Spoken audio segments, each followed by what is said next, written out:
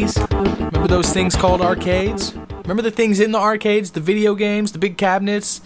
Yeah, remember how most of them were fighting games? It was crazy. They were taking over. I mean, it was ridiculous. You wait in line forever to play one of these Street Fighters or Mortal Kombats. By the time you get up to the cabinet, the damn buttons are so sticky, you're playing against some kid that's half your age and he kicks your ass. Well, this game falls under that category. This is World Heroes 2. And due to me not having an arcade machine in my house, this one is for the Super Nintendo. It was released in 1994, developed by ADK and published by Takara. Now, once you get to the character selection, you might be wondering what the hell you just got yourself into as you scroll through pirates, crazy football players, and Vikings. Well, they're not just world heroes. They're from the past, present, and future. How unique is that?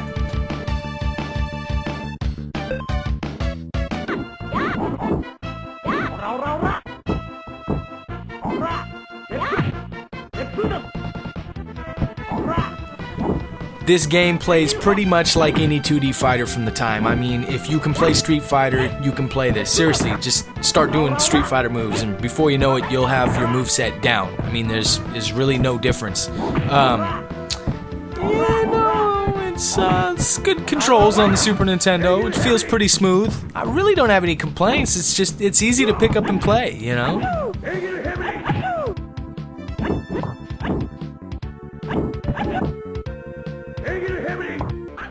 The music is good. Yeah, it's not great. It's good, you know, nothing to get excited about, but the sound effects are good. I'm surprised the sound effects sound as good as they do. It's pretty clear, but then again, it's not the Genesis.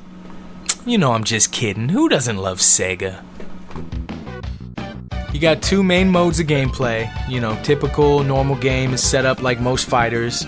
You know, you face this person, that person, this person, that person, on your way to the boss, best 2 out of 3 matches, and survival mode, which I didn't play much as a kid, but coming back to it now, it's actually kind of entertaining, you know.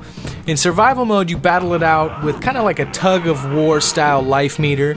The levels also have hazards that'll knock you on your ass left and right and kind of piss you off, but you know, it's actually really addicting, and it had a high replay value for me, especially 2-player mode.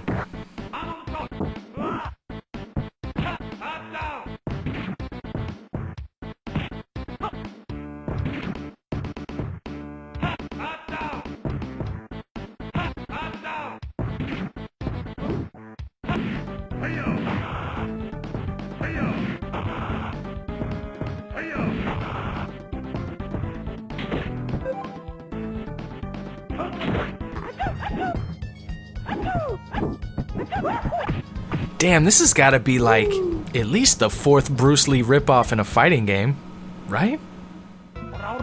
Graphically, the game looks pretty good. I mean, it's not as good as the arcade, but what do you expect, you know? It's a Super Nintendo. The character sprites are cartoonish, and some of them are pretty goofy looking, but I think that's kind of what they were going for. The levels actually fit each fighter well. I mean, seriously, check this out. I'm fighting a pirate in a hidden cave filled with waterfalls, while a deceased man that seems to have sprung back to life after many years of decay sits on a pile of treasure watching us. How the hell can you get any better than that? Well, maybe if you find yourself in the wrong part of town, fighting a crazed football player amongst some creepy music while 2 homeless men dance in the background, perfectly synchronized. Very sexy.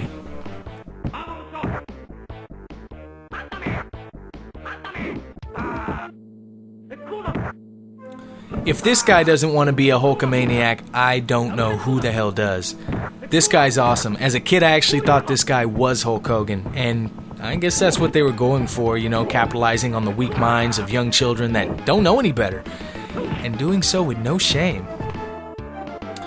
Even though this isn't my favorite fighter, it does rank pretty high with me. I mean, it's right below Street Fighter and Fatal Fury.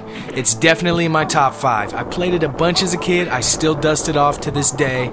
Every once in a while, pop it and I'll play it for a little bit, you know? If you're a fan of fighting games, just go play it. Seriously, it's World Heroes 2. I'm gonna go catch an episode of Friends.